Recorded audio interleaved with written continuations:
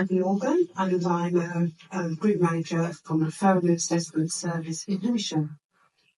Morning, everybody. My name's Sara Taylor, and I'm the head of service for the Families First for Children Pathfinder and the principal social worker.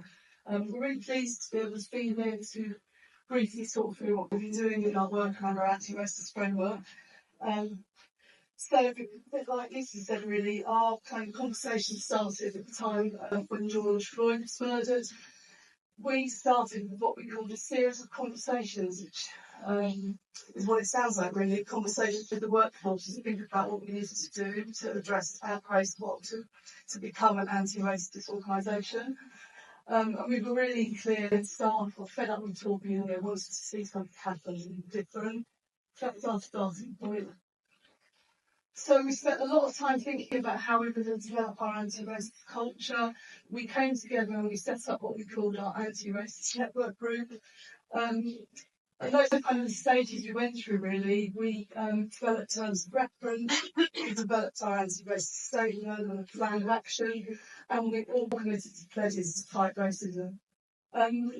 The group has kind of grown. We've had partners from different parts of our organisation join us, and we decided that we needed to focus on specific areas of practice. So we decided to focus on practice for children and families, the workforce, and our partnerships, so we can kind of target our plan. One of the other things, a bit like this was saying, really, that's really important is that you start at the top with this kind of thing, and we knew that we needed some anti-racist training for our senior leadership group. So we did that by approaching the Tavistock. We came and did some reflective sessions for us over a period of 12 months. It's very challenging phase, it's hard work, but I think on reflection, we're all really pleased that we did that, because I firmly believe this stuff starts with yourself, where you position yourself.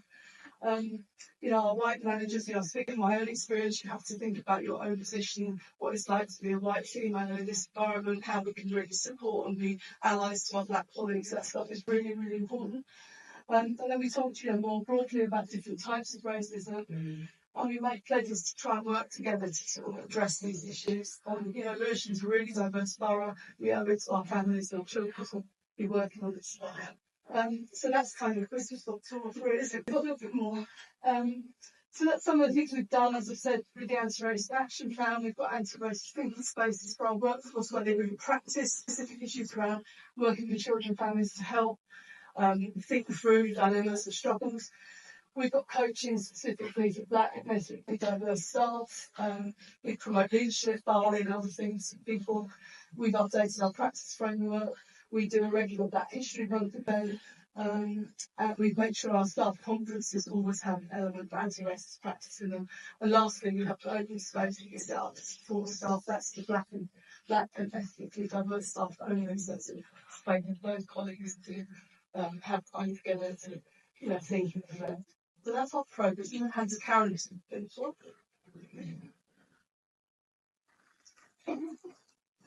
right.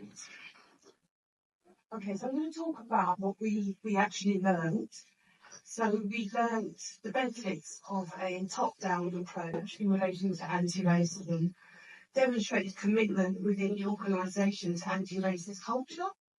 We also saw the benefits of offering emotional support as well.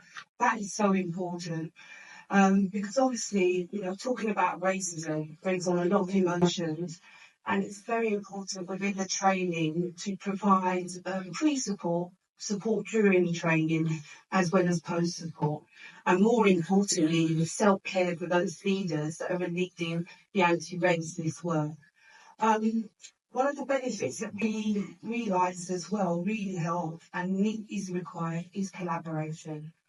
So, not working on your own, but collaborating with the workforce, and the importance of allyship and working in coalition. The values that is essential is to ignore resistance and see it as noise, ensure that there is tenacious leadership, and you are persistent as well in order to drive change. Okay, so those are some of the impact and outcomes that we achieved. I'm not able to go through each outcome, but what I will say is it was very clear that there's improvement in practice. There's a golden thread of always considering anti-racism in practice. And that's been identified over and over again with Ofsted as well. Opportunities are also increasing in relation to beginning to break the glass ceiling. So a lot of black and ethnically diverse staff have moved into senior management positions as well.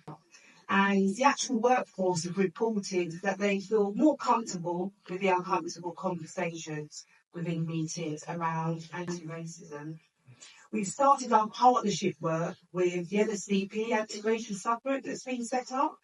And also, we're now seeing evidence of our recruitment panels representing the community that we serve.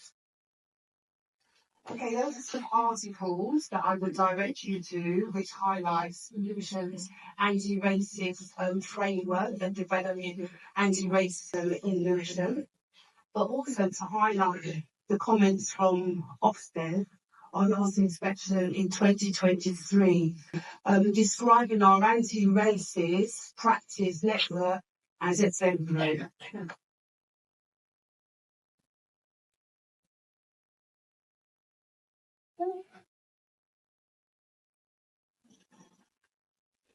And from our last staff survey, it was very clear that the workforce were happy with the anti-racist strategy and felt that we were developing an anti-racist culture.